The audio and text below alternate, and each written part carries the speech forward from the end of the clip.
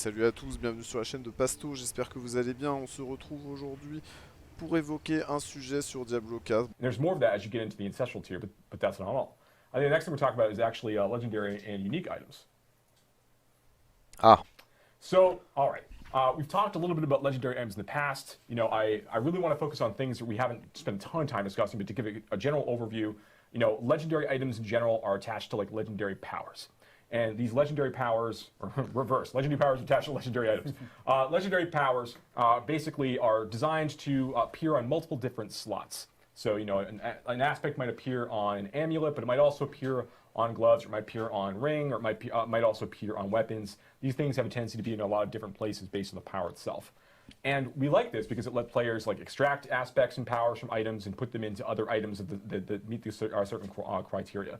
It's fun because we want players to go and be chasing certain fantasies. It helps them kind of like hone in on certain kinds of builds and gets them excited about the potential of like kind of taking all these different Legos and kind of putting them together. Can I say Legos on stream?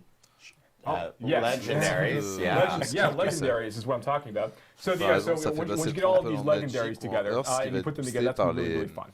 So that's part of the fantasy we think of legendary items. Did you actually get a chance, when you're going through 1 to 50, there's only a certain number of these that are actually available. But when you get into World Tiers 3 and 4, more legendary powers are available. Did you get a chance to see any like new legendary powers as you were playing?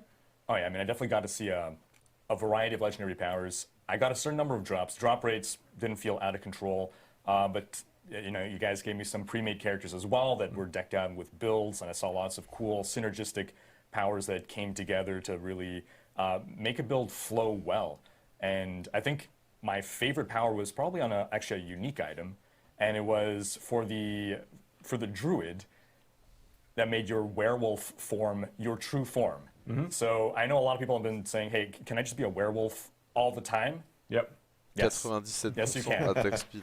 Yeah, that's the next step, right? So unique items. So unique items only begin to appear when players enter the Nightmare tier. So once you're in World Tier 3, there's a low chance that some of the game's unique items will begin to appear for players as they're progressing through this experience. And they're very, very rare. You know, these are huge chase items and opportunities. Some of them are really important for build making. Some open up a whole different build paths and opportunities for players to go and pursue. These are things that are designed to be really exciting, like what you suggest there when you had that experience trying to gather the werewolf, the ability to stay in werewolf form effectively forever with that druid unique. Really, really cool stuff. And there's more of these unlocked over the course of your level progression as well. You know, I think I saw Shaco earlier there in the list of unique items. That's correct. Shaco does make a return, and there's lots of opportunities for us to basically kind of pay homage to items that came in previous versions of Diablo, previous entries in the series.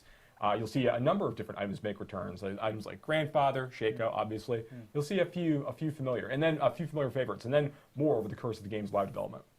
Also, this is a good way for people to kind of see the new font changes and so forth that based off the beta learnings that we actually ended up posting last week.